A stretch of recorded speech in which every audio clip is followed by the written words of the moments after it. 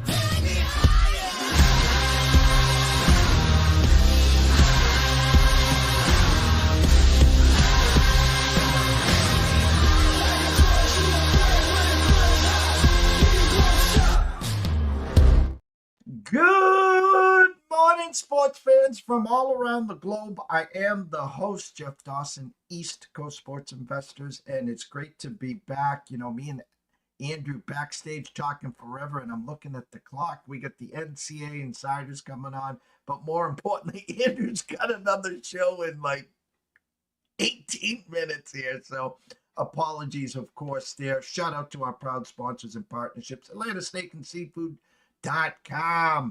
Go introduce yourself to Terry Smith. Tell him JD from ECSI sent you, and then head on over to AtlantaSteaksandSeafood.com. Place an order today. You could be grilling by Friday. Viva Tequila Seltzer. 6 flavors in all. The East Coast is cuckoo for coconut. And, of course, WagerWire. Head on over to Google Play. Download the app. It is free. Travis, Zach, Guy, myself, Amber, Hawley, Matt, Jay. The team is endless. Jump on board. You're going to have a great 2025 and beyond. So without further ado, the headliner today. Can the Habs impeach the Senators tonight? Mr. Andrew McInnis. I sure hope so. That's for sure. What's going on, Jeff? You know, we're to that point of the year, and this is playoff hockey. You know, you're either in or you're out. You're in or you're out, and you come down to the stretch here, 8-10 games, whatever the number is here. Every game, every face-off, every period, every shift is a potential. Are you in or you're out? What are you seeing right now in the NHL? I'm seeing a real big difference, Jeff, between the games that have meaning and games that don't. And you can see it. I know everyone keeps talking to me when I'm all excited. They're saying, hey, slow down, slow down. Still at 18, 17, whatever games to go here.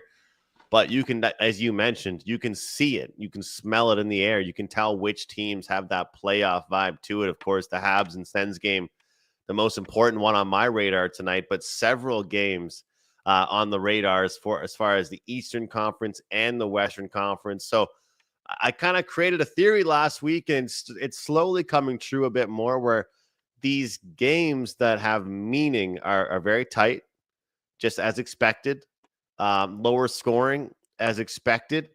And the games that don't as much, with the teams that are out of the playoffs a bit more, well, I'm not saying we're getting to pond hockey territory, but you can tell which games mean more than others. That's for sure. Well, you know what? Before we get into today's games here, you know, I'm looking at the West. And if I said this, the Stars have 87 points, the Avalanche have 85, the Wild 81, the Knights 86, the Oilers 82, the Kings 81. Oh, by the way, the Winnipeg Jets have 98 points, and no one's still talking about them. I mean, this is the thing, is that nobody trusts them. Nobody trusts them right now, Jeff. Nobody believes this team, because it's honestly, It's similar to the Toronto Maple Leafs, the other Canadian team that does well every year. Nobody knows what this team's going to do in the postseason. So why does it matter? Nobody. Vegas turns it on in the playoffs. Dallas, I would say after the Mikko Rantanen trade, Dallas is going to remember how Dallas used to be that under the radar team a little bit, even though they were the cup favorites kind of. There's going to be a hell of a lot of pressure on them. They signed Wyatt Johnson to an 8x8. They signed Mikko Rantanen to, what is it, 8x12.5. So, there's no more, this is a sneaky team anymore in Dallas.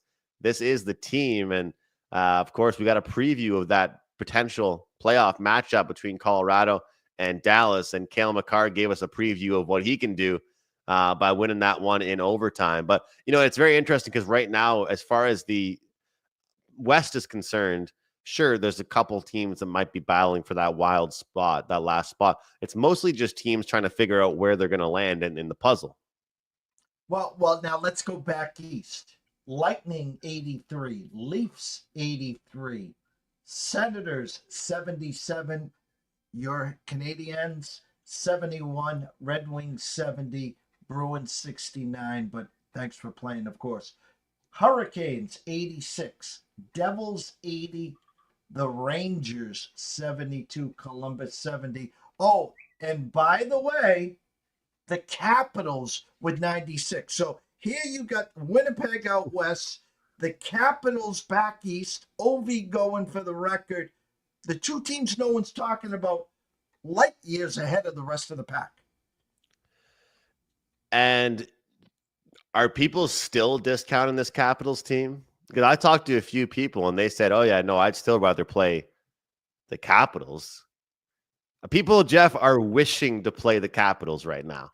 A certain team, like the Maple Leafs, they finally woke up. This is a thing.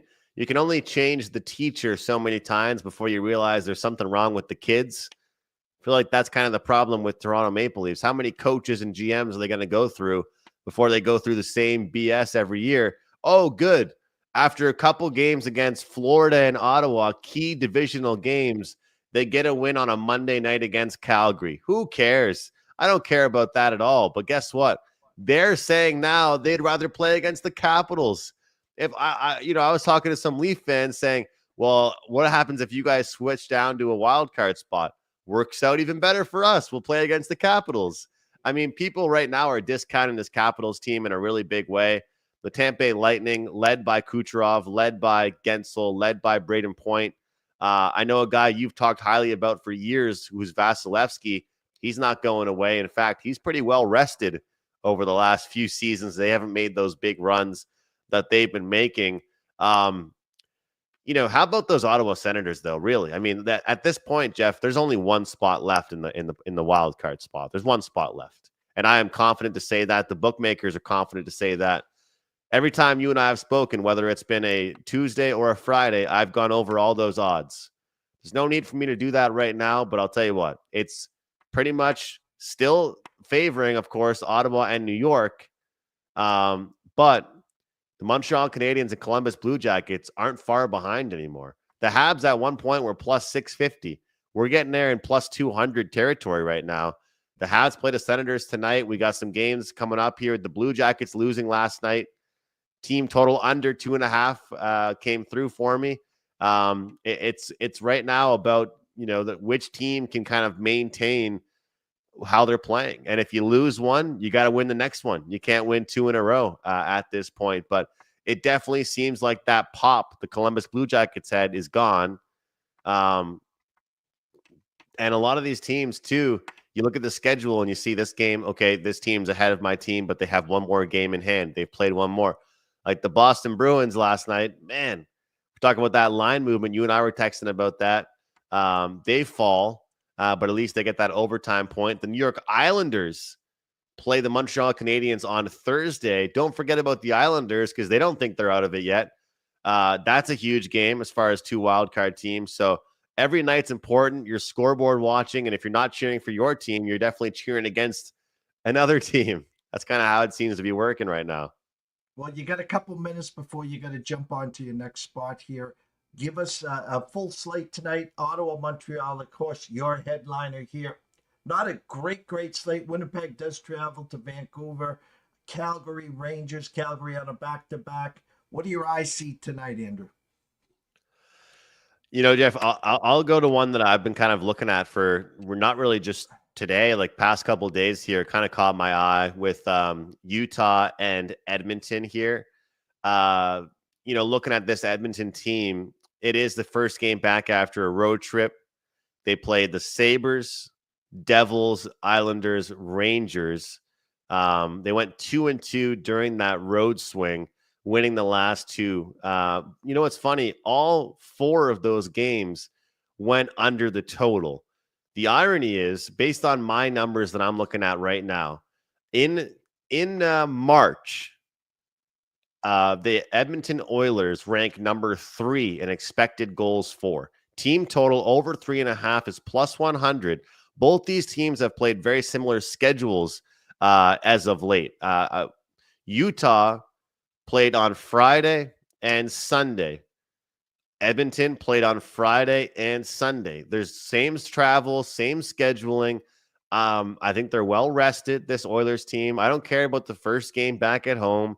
It was only a 4-game road trip. They went 2-2 on it. They won't be satisfied. This is a matchup that I like, and I think you can get better prices as well. I'm seeing at DK right now, the Canadian DK plus 100 there on the Oilers. That's one that stuck out to me right away when I was kind of breaking down the slate and looking at some of these games here. Seattle and Chicago, this is the thing about Seattle. You kind of have a Seattle team that seems to do well in spots like this. I don't really trust them as dogs. I don't really trust them as like short favorites. But when you put them in spots like this, it kind of reminds me of the game they played against the Habs a while back, or even the game they played against the Flyers last week. When they're favorites the way that they are right now, minus 155, I think the price is against the Blackhawks, I want to jump all over them and the team total. The Blackhawks, I think, in a spot like this, they're not going to be able to hang with a Seattle team that shows up motivated, thinking that, okay, we can take this team on. Their offense is clicking right now, a little bit right now. Islanders, Pittsburgh, it pains me to say it, but I think the Isles are the right side in this one. As a Canadiens fan, I don't want to see it. The Penguins, though, don't tell them they're supposed to be tanking for a draft pick, because they have no idea. They've won a couple games since the trade deadline. I don't know why they're winning. They don't even need to be winning. But hey, they think, hey, maybe we can make a run for the playoffs. I think the Islanders are the side there. Give me the team total over for the Islanders. Now, when I feel like they finally give up some goals, Tristan Jarry might let a few in there for the Pittsburgh Penguins. As far as some playoff implications, how about Calgary and New York? You might like this one, Jeff. Draw plus 350. Detroit and Washington, draw plus 330. We hit one. Just hit one of those. We make money. I love where your eyes are. Smart thinking there as we get closer to playoff hockey, the greatest time.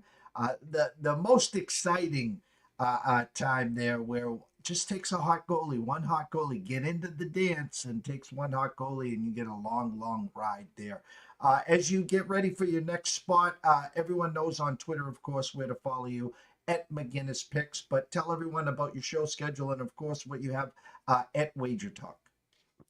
$5 Tuesday today. So every play that everybody releases gets one for $5. I do have an NHL play going for $5. We are currently on a 10-3 run in the NHL. Long term, very profitable with the 5-star rated plays, 72% this season. We do have a best bet going tonight in the NHL. So if you want to join me, you want to get on board, you want to see what I'm all about, today's a good day to do it, as my play is available for just $5 over at Wager Talk. Andrew, thank you so much. We'll be back on your channel at the end of the week. Have a great day. Best of luck, and we'll see you soon. Thanks, Jeff. You too. Go follow Andrew McInnis at McInnis Picks over on at Wager Talk. We're going to go a quick commercial break, and when we come back, we got two of the three ready for action. The NCAA Insiders, Quentin Mills, Nick Hathcote. We will see you soon. Jared, hey, we're gonna need you to tone it down with the Summer Friday thing, okay? What are you talking about? Well, for one, it's It's not summer anymore. Oh, really? Coconut. Also, who is this? I'm the caddy. Oh, he's my intern. Sorry, intern. I'm his intern. Yeah, he's doing a great job. No golfing in the office, okay? Summer Fridays are over. You can keep the Hawaiian shirt, but the rest of this stuff, all right? Are you grilling? Oh, yeah. Did you want a burger or a hot dog? No, grilling in the office. It's a good point. We should take this outside. No, that don't. You put that right back down. Yo, it's all in the hips. Oh,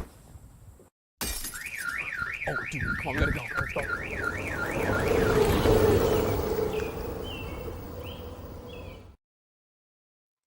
All right, without further ado, we'll bring in the two boys, and if Matt makes it from makeup and hair, we'll get him in. But otherwise, Mr. Nick Cathcote and Mr. Quentin Mills. What's up, boys?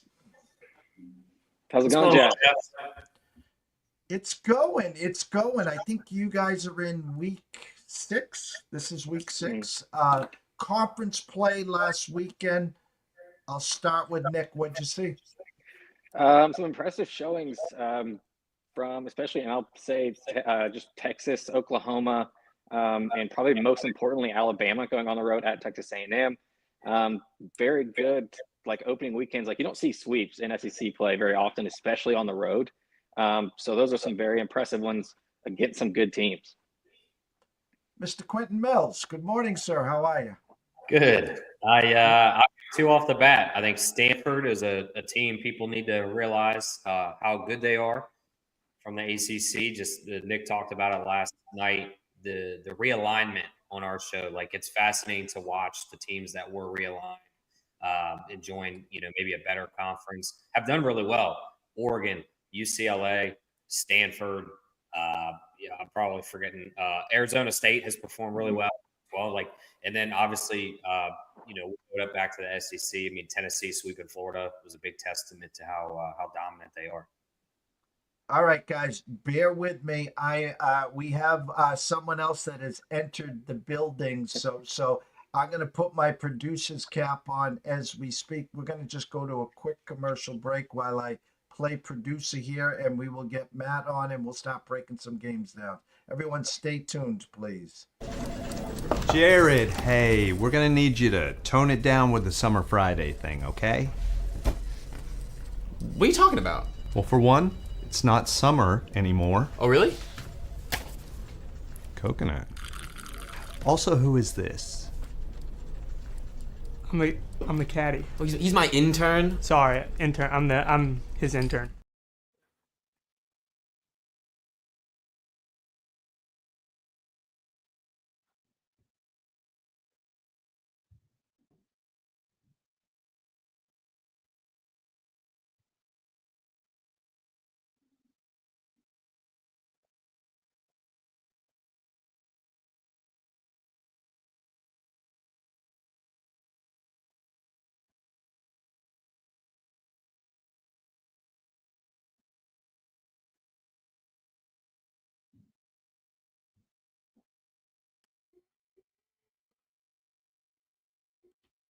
Here we go. Now we're cooking with Crisco. Hold on, guys. Almost there.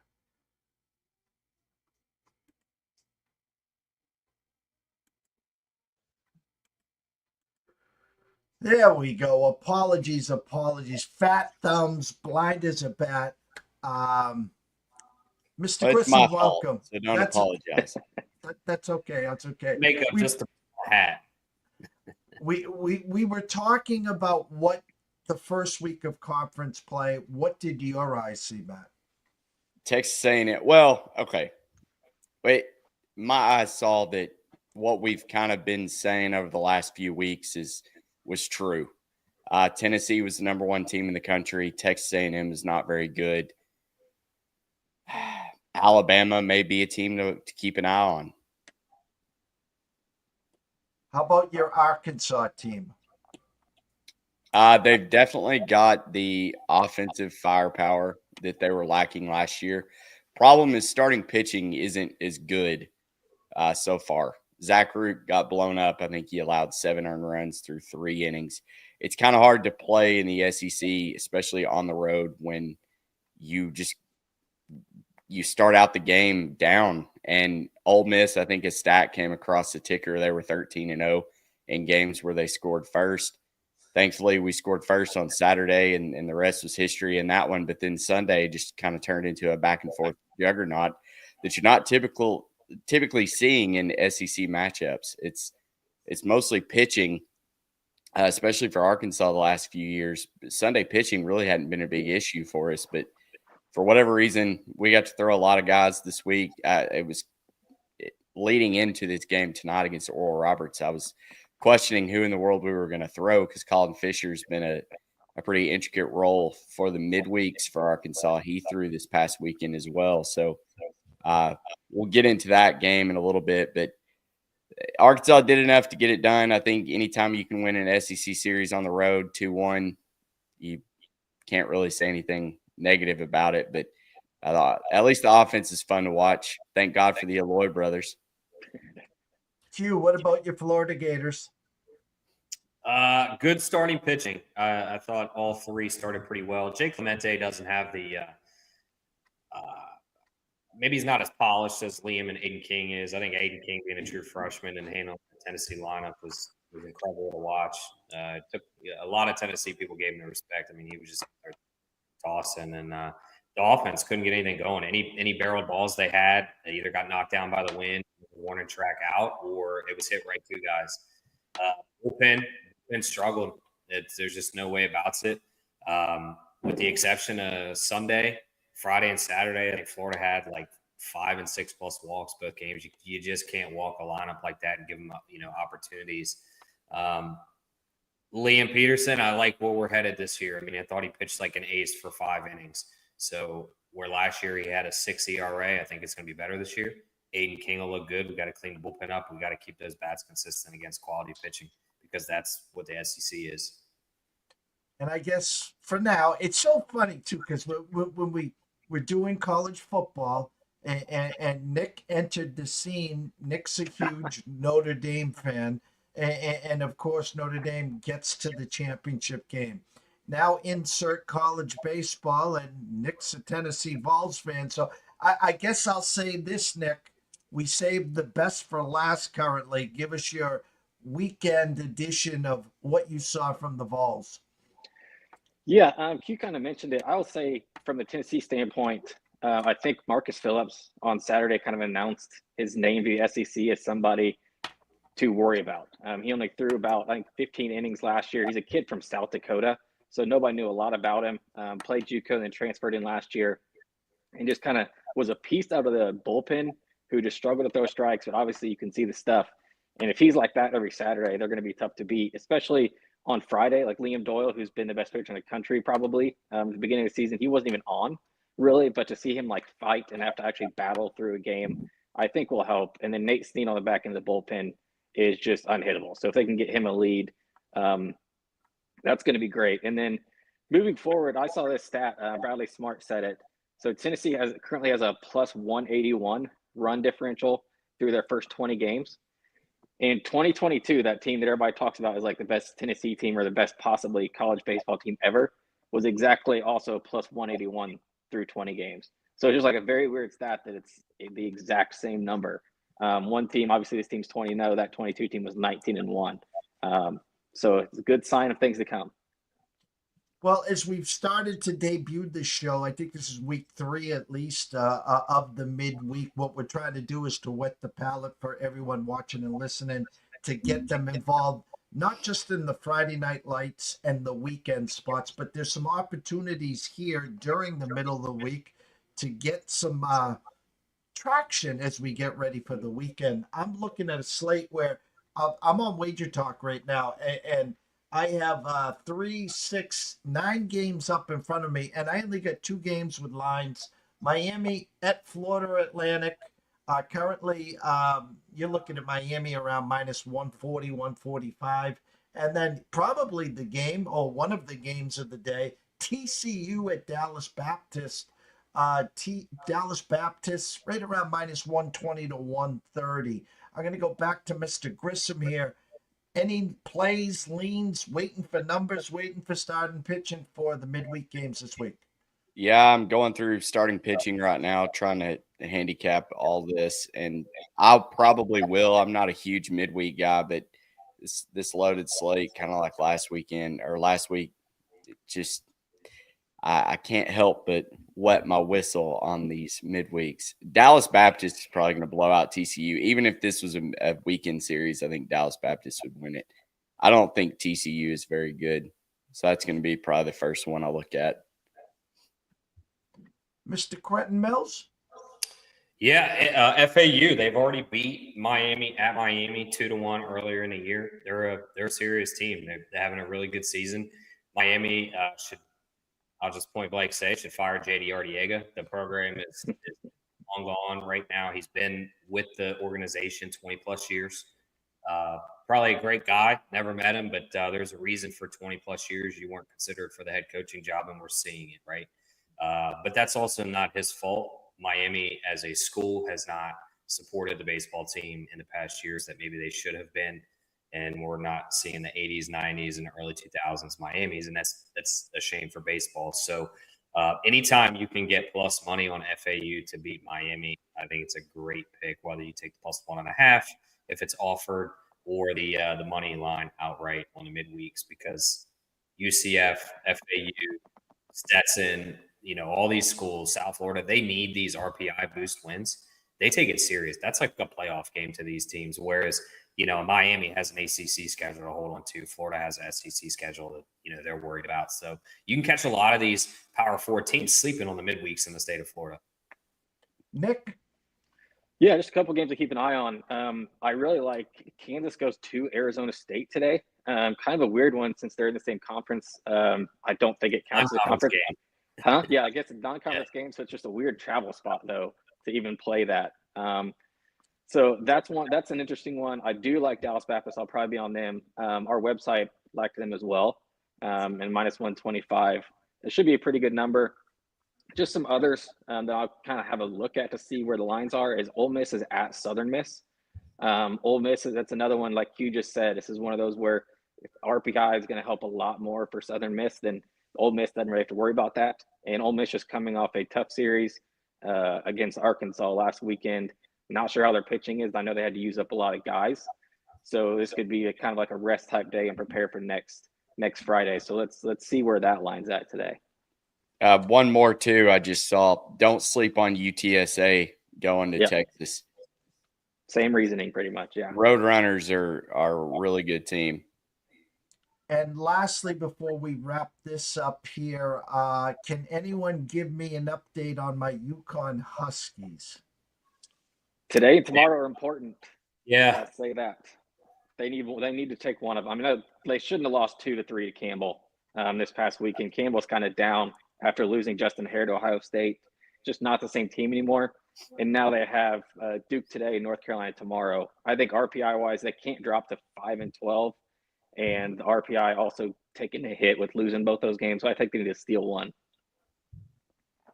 Mr. Grissom, as we always wrap up this show, tell them where they can find all your work. Go check out collegebaseballinsiders.com. Just updated everything. We even have the Hook C logo for Yukon Huskies. It'll be the only one you can find on the internet, JD. Did that just for you, but Nick does an awesome job over there. All the stats were updated, I guess, last night. So go check everything out. Look at the team rankings and the projector and all that type of stuff too. And then follow me along at Grissom on X. Q. At Q Millie, 3 L's, 2 Y's at NCAA Insiders. And I just want to give one more tip to the Southern Miss Ole Miss game. That is a neutral site. They're playing where the Biloxi Braves are. It's a note for this series. I've seen it several times for a fact. It's not a great field to play, and there's a lot of issues on the turf, on the dirt. So this might be a game where the game gets really sloppy. It typically ends in an under. That's something to watch out for. Yep. Nick, where can they find all your work? Yeah, in Hathcote 413 on X. Obviously, all of our insider stuff is on there for me as well. Our Discord is a great place to join, absolutely free. And then obviously you can find all of our plays. Like I know we didn't get to put any on here today because I saw 4 lines before we hopped on, which is I don't kind of even see frustrating. lines. That's what I was There about was- to ask y'all. Yeah, there's 4 of them on ESPN Bet, but there's none on DraftKings. So I don't know. So it's some weird ones. But yeah, so all of our plays will be on Dub Club. I think we just put in like a little discount, kind of prorated for the rest of the season. So it'd be a perfect time to join. We're all making money. We all had a very positive weekend coming off this first SEC weekend. So just looking to build on that. Gentlemen, our Friday show up in the air, as I said in the email. I'm heading to Chattanooga bright and early tomorrow morning. We'll be there through Sunday, back on the Cape Sunday night for a food truck festival, one of our sponsors and partnerships, of course. But I'll keep you guys on speed dial. If I can, I'd love to be able to try to squeeze something in so we can get some work out there for you guys sometime by the end of the week. Sounds good. Sounds good, Jeff. All right, gentlemen, behave yourselves. All right. Thank you. Always. Go follow the men, the myths, the legends, the NCAA insiders, Mr. Matt Grissom, Mr. Nick Hathgoat, and of course, Mr. Quentin Mills, the best in the business. Go follow them. If you're a diehard NCAA baseball follower, this is the spot to go. They got all the information right in front of your fingertips. Quick commercial break and we'll wrap it up. Stay tuned. ECSI fans, you want to revolutionize your sports investing habits? Allow me to tell you about WagerWire. WagerWire is an app that helps you become a superior bettor by allowing you to sync all your sports books and track all your bets in one place. See your current action, your betting history, and stats. You could also sign up for sports books and collect bonus offers. Follow them at WagerWire on X, as it's the best account on the platform. Head to App Store or Play Store now and search WagerWire and download the app. All right, I kind of prefaced it. Heading to Chattanooga bright and early tomorrow morning. We'll be on the heading to Logan Airport probably around 3:15, 3:30 a.m. Catch a flight, layover in Georgia, and then head over to Chattanooga. Myself, Anthony, and a few others for Food Truck Festivals of America. We will be live Saturday in Chattanooga. So if you're anywhere near the Chattanooga area, come by, say hi. We'll hook you up with some great food and some beverages there. For show schedules moving forward the rest of the week, unclear. A potential Tea Time Wages with Brady Cannon. JT Spawn last week, he gave out pre-flop at plus 110. Playoff yesterday with Rory McIlroy, who the ECSI VIPs gave out at 14-1, ends up beating them yesterday there. So keep an eye on my timeline for any show schedules there. I'll be putting some pictures and some productions. You can go check out our work at eastcoastsportsinvestors.com. Top right corner is plans and pricings. We are doing some work in partnerships with the Dub Club as well. So on my profile on Twitter at EC Sports Invest, you can click there for the tournament, and I'll be putting up some baseball specials as well. So for myself, Jeff Dawson at EC Sports Invest, the NCAA insiders, Matt Grissom, Quentin Mills, Nick Hathcoat, and of course, Mr. Andrew McInnis at McInnis Picks at Wager Talk started us off with some NHL. Everyone have a blessed day. Behave yourselves, and we'll see you soon.